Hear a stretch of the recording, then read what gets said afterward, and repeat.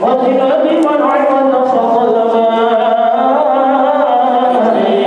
السلام عليكم.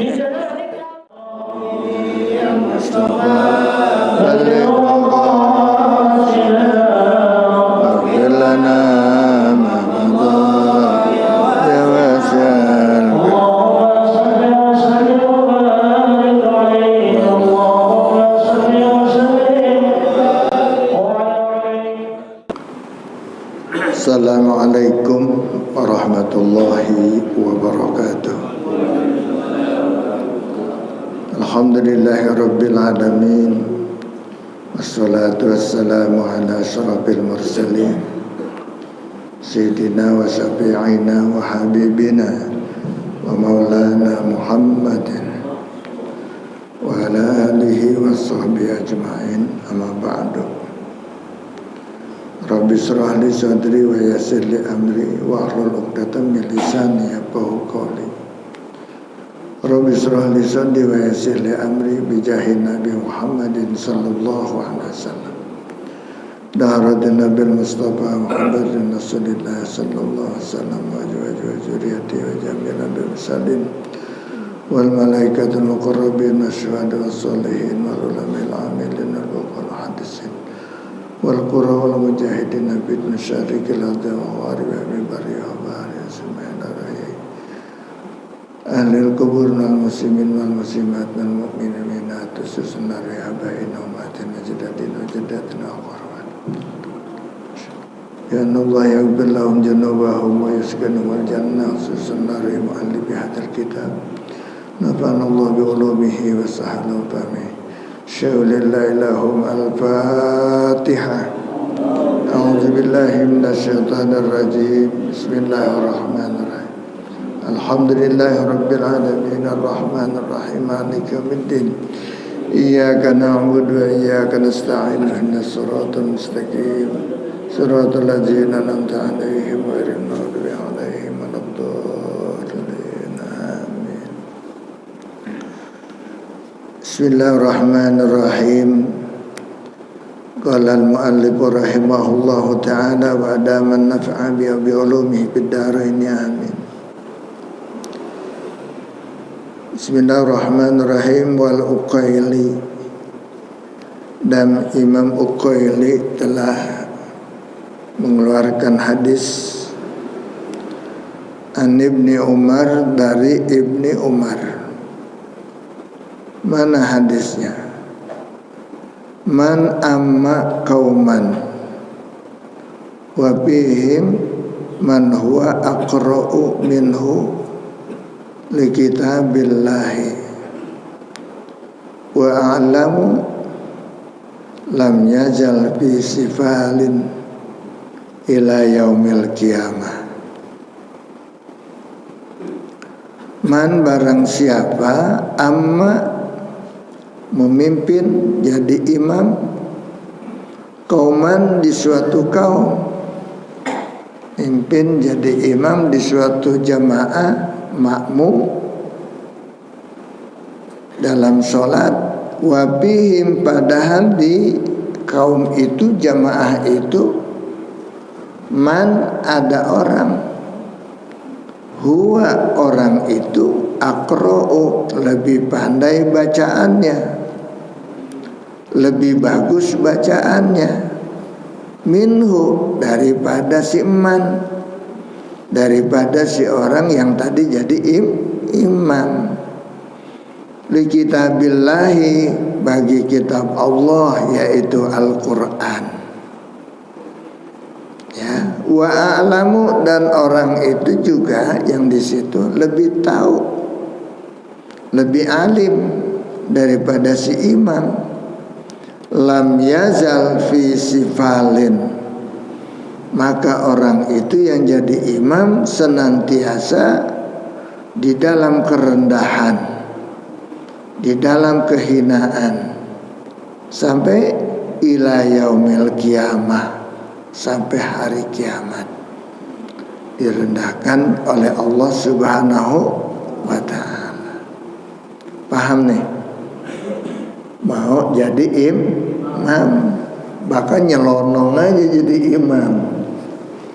Ya, padahal di situ ada orang yang lebih alim. Jamaah situ, tuan rumah situ, pengurus itu, ya. Tiba-tiba dia jadi imam, nyelonong aja ke depan. Ya, maka orang ini nih bukan hanya saja tidak diterima sholatnya, tetapi dihinakan Allah dia sampai hari kiamat. Tidak pernah ada naik derajatnya, tidak pernah ada meningkat amal takwanya. Karena apa? Sombong. Karena sombong. Karena merasa paling tahu. Nah ini.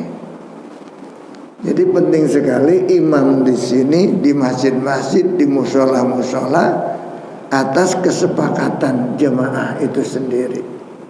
Kalau perlu dijadwalkan. Sekarang siapa, besok siapa, hari ini siapa, ya. Begitu. Jadi imam. Jangan sampai nanti ada orang yang kita nggak kenal, ujug-ujug ke depan aja, ya, pengen jadi imam.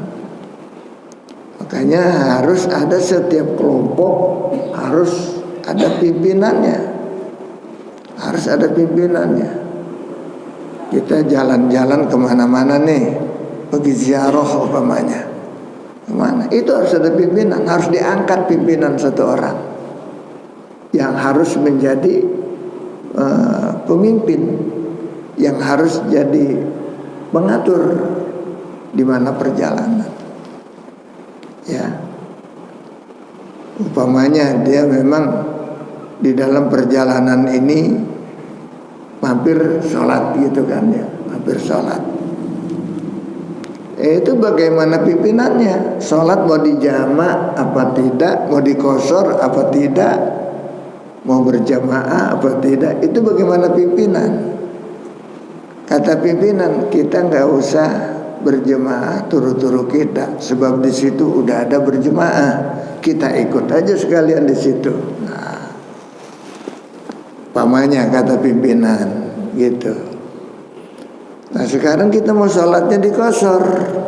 Kalau kita mau sholatnya dikosor, mau dijamak, hendaknya kudu sama-sama kosor, sama-sama jamak. Jadi nggak boleh ngikut kepada yang tamam, yang sempurna. Kalau mau dikosor, ya. Jadi kudu bangun sendiri ntar. Kapan? Tungguin dulu selesai ini. Ini orang yang pada sholat selesai dulu, baru kita sholat berjemaah. Itu kalau memang kita dalam perjalanan kemana-mana harus ada pimpinan. Kita mampir di musola mana nih? Nah, harus ada. Nah, jadi kata pimpinan, nanti bagaimana pimpinan? Nanti di sana ada, nanti kita jamaah takhir aja, sebab nanti di sana ada musola, ada masjid yang bagus di area sana. Udah, gitu jamaah takhir aja. Jadi harus ada pimpinan, Pak. Di masjid di sini harus ada pimpinan. Sholat berjemaah harus ada imam paling depan yang satu, yang harus diikutin. Sebab apa? Bener dia. Jadi kita ikutin, kita udah yakin benernya dia, sahnya dia, benernya dia. Ya harus kita tunjuk orang yang paling berhak untuk menjadi imam ke depan. Ya. Makanya bagus di sini ada ta'lim, ya. Jadi ada ta'lim tempat muzakarah kita tentang ilmu. Kita nggak tahu, bisa bertanya. Namanya juga masih pelajar. Pelajar di situ masih pelajar. Jadi imam siapa aja yang bisa dikit boleh dah gitu ya ke depan. Tapi kalau yang nggak belajar nggak boleh ujug-ujug jadi imam. Ya. Sebab kita lihat utama belajar. Saya sendiri di tempat saya santri yang jadi imam, santri aja sambil melatih dia. Ya sholat subuh, ya sholat apa. Semacam tadi saya mohon maaf, saya sholat subuh dulu berjemaah, makanya agak telat. Yang jadi imam santri, yang ajan santri, melatih dia supaya biasa bangun di malam hari, supaya bisa tahajud dia, dia bisa juga sholat, jadi imam, jadi hidup kita punya masjid. Ya, alhamdulillah sekalian, baca doa apa, ya udah santri, saya suruh santri, wiridan santri semuanya. Selesai daripada sholat subuh adalah baca surah Ar-Rahman. Tapi kalau subuh ini, subuh Jumat itu surah Kahfi, Pak. Habis sholat subuh Jumat Kahfi, Jumat. Kalau hari lain di subuh Ar-Rahman. Nanti sesudah itu sedikit ada taklim, baru itu, baru apa namanya, baru sholat sunat Isra, sholat duha. Nah, kalau kita di sini alhamdulillah ada taklim ya di Jumat pagi ini, maka itu adalah satu ibadah yang paling sangat tinggi derajatnya di sisi Allah Subhanahu wa ta'ala. Wa Muslimun, dan telah meriwayatkan juga Imam Muslim an Abi Hurairah, dari Abi Hurairah, Iza sawwaba, apabila bertaswib. Apa itu taswib? Seorang muazin mengucapkan as-salatu khairum minan naum. Berarti salat subuh nih. Berarti salat subuh. Iza sawwaba, apabila telah taswib, telah bertaswib, telah berkumandang kalimat ya, as-salatu khairum minan naum. Nah, umpamanya lis-salati, untuk salat, fala ta'tuha, maka jangan dulu kamu datang kepadanya, kepada salat itu, kepada masjid itu, wa antum tas'auna, padahal kamu sendiri adalah masih dalam proses, masih dalam perjalanan.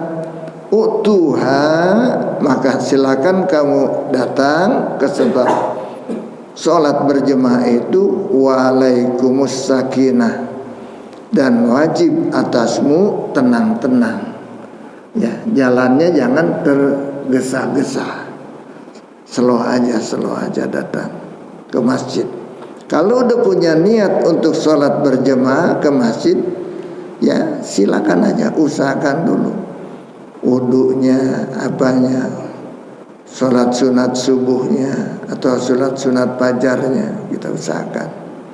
Dan sesudah itu kita berangkat ke masjid dengan tenang jalannya, jangan tergesa-gesa. Fama adraktum fasallu, maka di mana kamu menemukan imam di situ sholat, disitulah kamu sholat.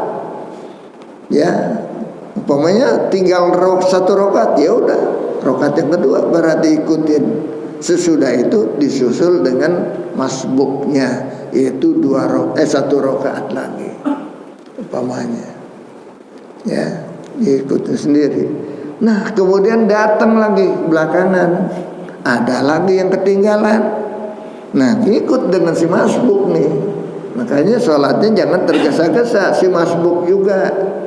Khawatir nanti ada yang belakangan dia lagi datang, padahal dia ketinggalan sholat berjemaah, maka ngikut dengan si masbuk berjemaah, dapat pahala berjemaah lagi. Begitu. Makanya semacam itulah kira-kira sholat berjemaah. Ya, jadi bisa nyambung lagi sampai ke belakang. Ya, bisa ngikut dengan masbuk, kemudian masbuknya jadi imam, ya diikutin oleh makmum yang masbuk juga. Tiba-tiba datang lagi satu, dia jadi makmum, jadi imam lagi entarnya. Begitu yang di belakang ada ngikut dia lagi. Ya, salat berjemaah penting, apalagi sholat subuh sekarang ini. Wa ma fatakum, dan apa-apa yang kamu ketinggalan tuh dari sholat itu, sholat subuh umpamanya itu ketinggalan apa, kurang serokaat, fa'atimu, maka sempurnakanlah serokaat lagi.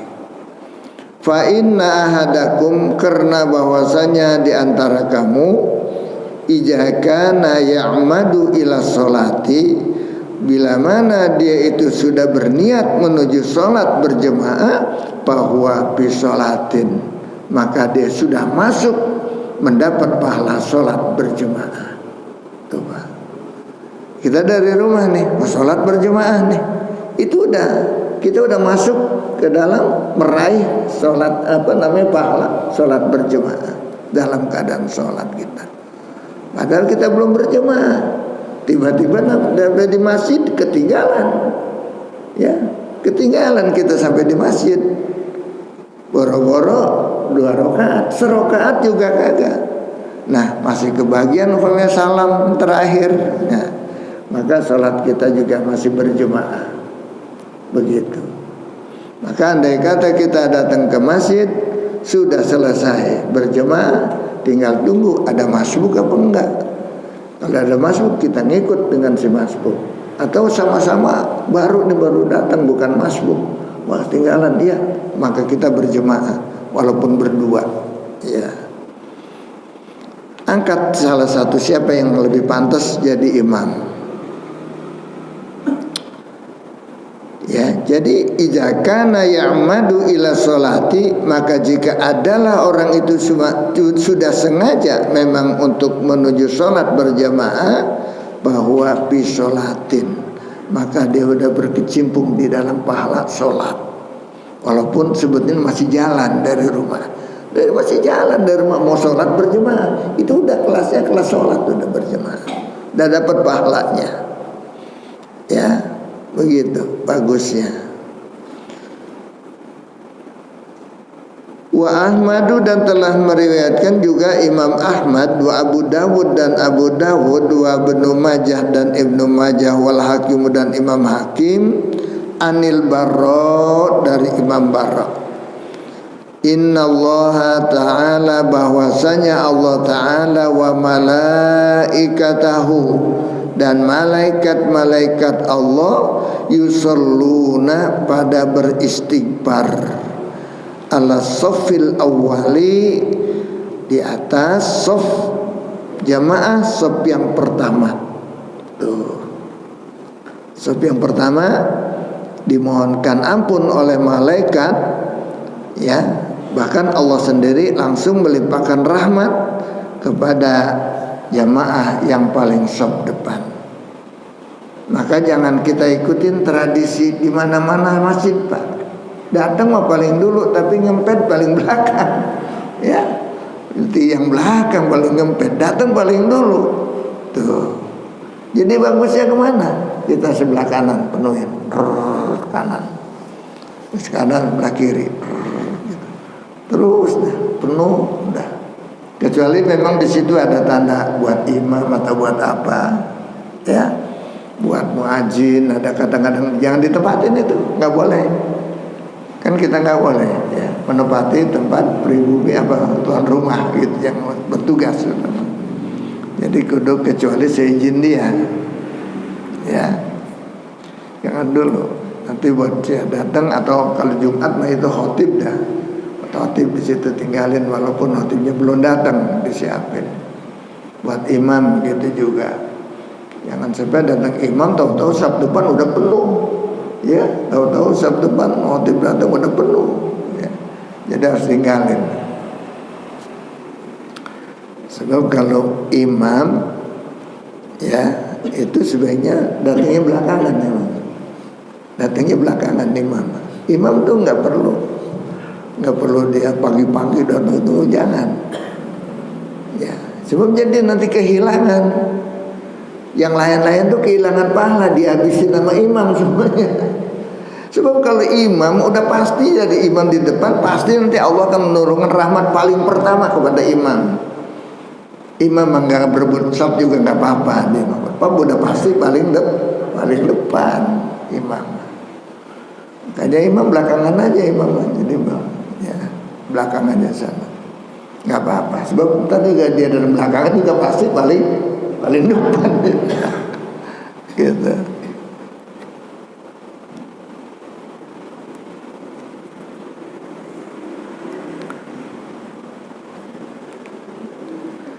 Wa Ahmad, dan telah meriwayatkan juga Imam Ahmad an Abi Umamah, dari Abi Umamah, Inna Allah wa malaikatahu, bahwasanya Allah Ta'ala dan malaikatnya yusalluna ala safil awal, pada beristighfar untuk mereka yang dapetin saf yang paling depan, saf yang paling depan. Pasawu sufufakum, maka luruskanlah saf-safmu itu. Lurus, cara meluruskan saf itu lihat tumitnya. Lihat tumitnya, kaki bagi tumitnya lurus belum tuh tumitnya. Ya. Bab kalau lihat dari depan, kadang-kadang di saf itu kan ada orang yang kecil yang kakinya nggak begitu ini, begitu panjang tapak kakinya, jadi dia luruskan depan, jadi ke depan dia jadi. Jadi kudu tumit yang lurus, tumit lurus, ya. Diluruskan sufufakum, saf-safnya itu, wahazu baina manamikikum, dan mesti diluruskan juga, ya, dilempengin baina manamikikum, di antara bahu-bahumu. Bahu udah lurus belum bahunya, ya. Walayinu bi aidi ikhwanikum, dan lembutkanlah dengan jemaah baris yang paling depanmu, ya, yang depanmu itu diluruskan dengan bagian depan, diluruskan. Umpamanya dia bakal dapat bagian saf yang kedua, nah itu kepada saf yang kedua tuh, yang ke depan jangan terlalu dekat, ya, jangan terlalu dekat, sebab kalau terlalu dekat adalah ntar kesundul kepalanya tuh, ketendang pada waktu sujud. Nah, maka jarak kalau orang-orang kita ini Pak, itu ya semeter 20 dah, semeter 20. Ini kayaknya ada semeter 20 nih, meter 15 gitu, meter 15. Sebab kalau kita lihat sejadah yang gulung itu yang panjang roll, itu cuma semeter, itu ke semeter 5 cm kadang-kadang. Itu kadang-kadang suka nyundul juga kepalanya. Kalau gitu. Tapi kalau ini kayaknya semeter 20-an ini ya, sapnya dikira-kira ya, karena ada ukuran itu, itu pas. Dan yang di depan juga jangan terlalu, jadi imam jangan terlalu jauh, apalagi bisa satu sap itu lagi masuk, maka nggak sah salat jemaahnya. Kalau sampai imam jauh banget, di sini masih bisa satu sap lagi, di belakang dia masih bisa satu orang, nggak boleh. Jadi masih mundur, masih biasa aja, semeter 20, semeter 20, ya, atau semeter 30 deh, karena jadi imam di situ kayak gituan, ya, gitu.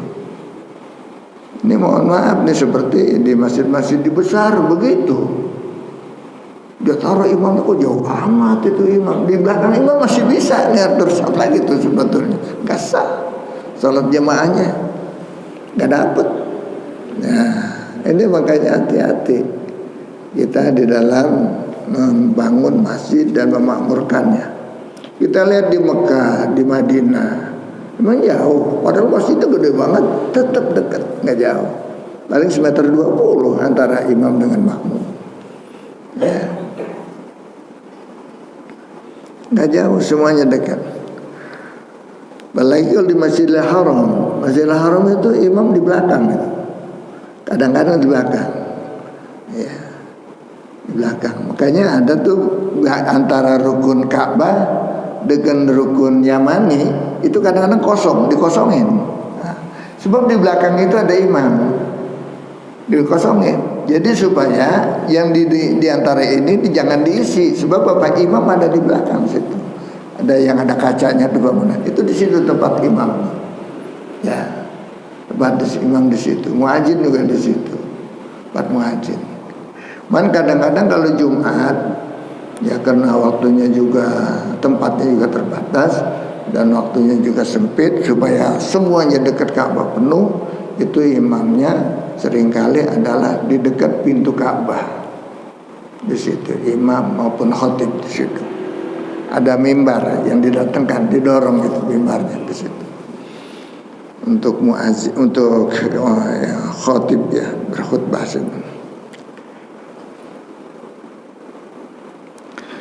Wasaddul khilala, dan hendaknya dirapetin tuh, ditutup bagian yang celah-celah saf masih ada kosong, ditutup, rapetin, masuk. Kalau masih ada bisa masuk, minggir, masuk, supaya rapat bahu dengan bahu nih, kalau perlu bisa ketemu, begitu. Nah, ini bahu dengan bahu bisa ketemu, bisa dekat di situ, bisa merapat di situ ya. Fa inna syaitana, karena bahwasanya syaitan yadkhulu, akan masuk bima bainakum, di antara kamu itu ya, di tempat yang tercelah-celah itu, di celah-celah yang kosong itu, nanti akan setan masuk di situ, mislal hazabi, seperti seekor anak domba. Nah, kecil jadi anak domba, sekedar segitu. Jadi artinya apa? Jangan dikasih ada kosong gitu ya, sekira-kira segitu. Juga adalah dengan bahu, bukan dengan kaki. Ini kadang-kadang karena kosong kakinya dia lebarin itu, dia bekangkan itu, bukan begitu, bukan.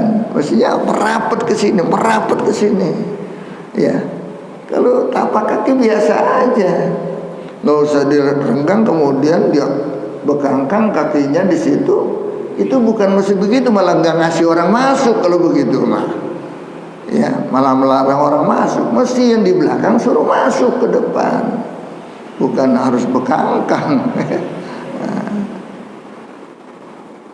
Ya, ini bahu dengan bahu mesti dekat di dalam atur saf ya. Kalau tapak kaki adalah mesti jarak paling jauh sejengkal antara tumit dengan tumit, dengan tapak kaki kanan dan kiri ya. Wa Ahmadu, dan telah meriwayatkan Imam Ahmad an Aisyah, dari Siti Aisyah, innallaha, bahwasanya Allah Ta'ala, wa malaikatahu, dan malaikatnya, yusalluna, pada beristighfar tu malaikat. Bukan Allah, kalau Allah melimpahkan rahmat, kalau malaikat beristighfar, sholawat itu.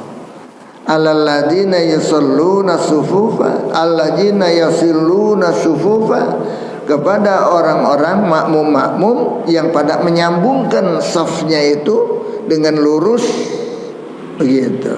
Jadi nyambung, nggak ada celah-celah yang kosong, nyambung semuanya. Wa man sadda furjatan rafa'ahu Allahu biha darajah. Barang siapa yang berani menutup tempat yang celah-celah itu dengan dia berdiri di situ, maka Allah akan memberikan kepada dia celah-celah nanti dia, dan semakin diangkat derajatnya oleh Allah Ta'ala. Begitu ya. Wa bi riwayatin, dan di dalam satu riwayat, man sadda furjatan ghufira lahu. Barang siapa yang bisa menutup celah-celah yang kosong itu, maka dia akan diampuni dosa-dosanya.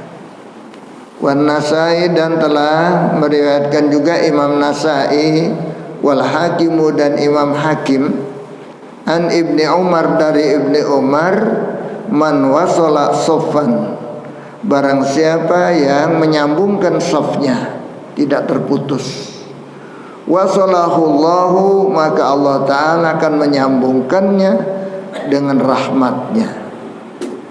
Waman qata'a safan, dan barang siapa yang memutuskan saf barisan salatnya, qata'ahullahu, maka Allah putuskan tali rahmatnya dengan dia.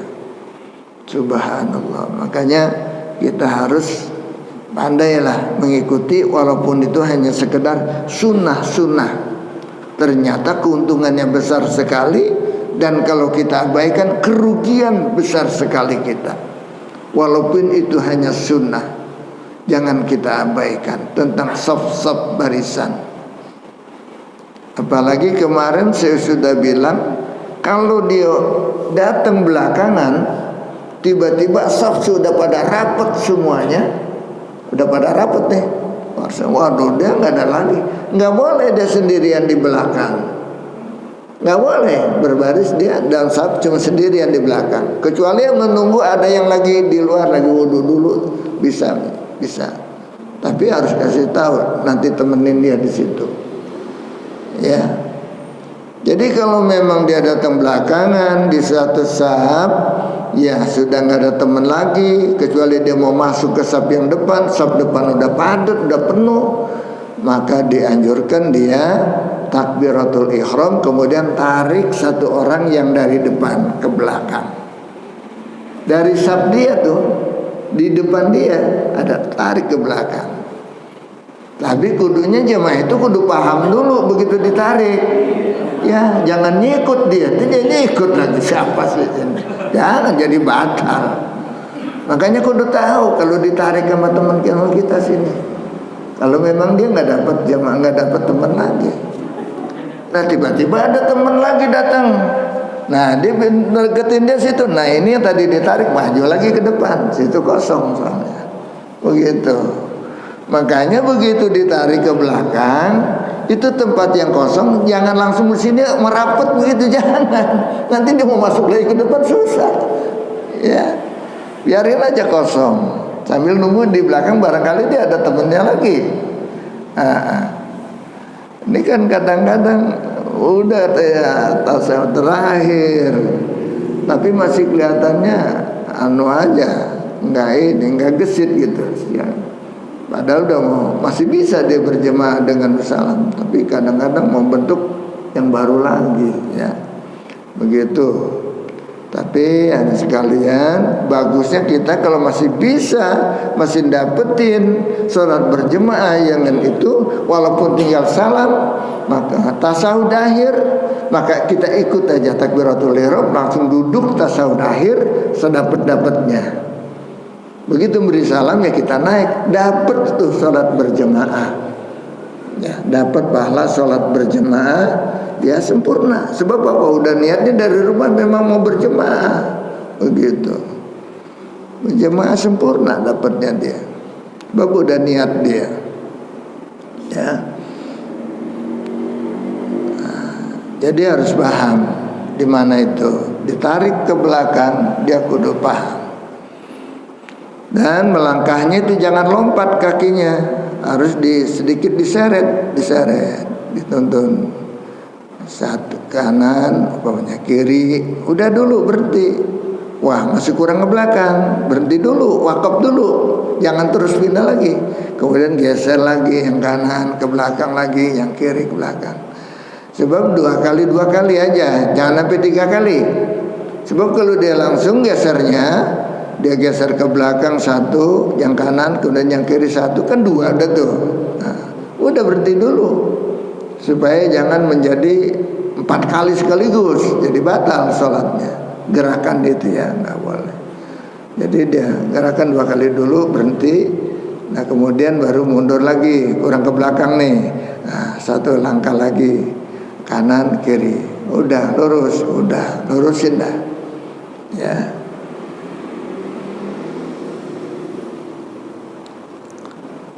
Wa Tabrani, dan Imam Tabrani telah meriwayatkan an Wabisah dari Wabisah, ayyumal musalli wahdah ala wasalta ila saffi padakhalta ma'ahum au jararta ilaika rajulan indaka bika maqam faqama ma'aka a'id salataka fa innahu la salata laka. Nah ini ya, Imam Tabrani meriwayatkan an Wabisah dari Wabisah, ayyumal musalli wahdah, wahai orang-orang yang sholatnya cuma sendirian di dalam satu barisan, ya sendirian dalam satu barisan. Ala wasalta, kenapa kamu tidak sambungkan kamu itu masuk ila saffi, kepada saf yang di depan kamu? Pada kholta ma'ahum, maka kamu berarti masuk kepada mereka dalam saf yang depan. Au jararta ilaika, kamu tarik ya menuju kepada rajulan, satu laki-laki yang di depan. Indoko, kalau memang di depan udah sempit, ya indoko bihal makom, kalau memang di depan udah sempit untuk kamu bisa masuk ke depan, maka dari depan kamu tarik ke belakang. Nah, tapi kalau masih bisa masuk, maka masih bisa digeser-geser, masuk aja pada saf yang depan. Begitu. Kalau udah nggak bisa, udah sempit dia juga tarik dari depan, gitu. Tapi kalau di sini kayaknya kita jarang itu sampai rapat-rapat begitu itu. Nah, kayaknya masih bisa itu celah-celah begitu. Ini soalnya Bekasi ini pandemi kemarin itu masih ada aja begitu. Masih ada bekas-bekasnya. Apalagi ngatur sejadah satu-satu. Udah. Kadang-kadang renggang itu atas sejadah. Ini orang mau masuk di situ kadang-kadang nggak bisa, nggak enak gitu. Bapak, kalau kita masuk di situ dia keluar dari sejadahnya, dia juga keluar. Kita juga di tengah-tengah, gitu. Makanya kalau ngatur sejadah ya mesti rapet. Ya kalau ini sih nggak perlu sejadah yang jadi gini. Ya. Sejadahnya udah, tinggal merapatkan aja barisan. Apalagi di sini ada titik-titik tuh. Ya, untuk satu orang. Ini semua boleh juga kita buat batas, ya. Nah, begitu. Jadi kalau kira-kira sempit, baru tarik dari saf yang depan ke belakang. Ya. Faqoma maka dia akan berdiri bersamamu di saf yang belakang. Jadi mundur dia. Jadi gimana nih? Aid sholataka fa innahu la sholata laka. Ulang itu tadi sholatmu, karena bahwasanya tidak sah sholatmu berjemaah cara begitu. Ulangi sholatnya, ya. Jadi begitu, rupanya belum tahu tuh orang caranya sholat berjemaah. Ini cerita zaman dulu ya, ketika masih banyak pada awam. Bila terjadi semacam itu, maka mereka itu dulu juga biasa duduk diri aja sendiri. Jadi setelah selesai baru ditegur, kamu kenapa nggak masuk ke saf depan gitu? Emang kenapa? Nggak boleh sendirian begitu. Jadi kalau nggak bisa masuk ke depan, di sudah sempit, tarikin dari depan ke belakang supaya buat nemenin kamu. Oh gitu, iya. Jadi gimana saya nih? Ulangi sholatmu. Begitu. Itu ternyata saya juga pernah terjadi begitu. Saya negor santri gitu ya. Kamu kok kenapa sendirian? Ada hadisnya semacam ini ya. Wa Ibnu Majah la salata lilladzi khalfal shaf. Dan Ibnu Majah juga meriwayatkan hadis tidak ada sempurna salatnya bagi orang yang di belakang shaf sendirian. Nah, semoga bermanfaat. Wallahu a'lam bishawab. Fatihah. A'udzubillahi minasyaitonir rajim. Bismillahirrahmanirrahim. Alhamdulillahirabbil alamin arrahmanir rahim maliki yaumiddin. Iyyaka na'budu wa iyyaka nasta'in ihdinas siratal mustaqim. Siratal ladzina an'amta 'alaihim ghairil maghdubi 'alaihim waladdallin.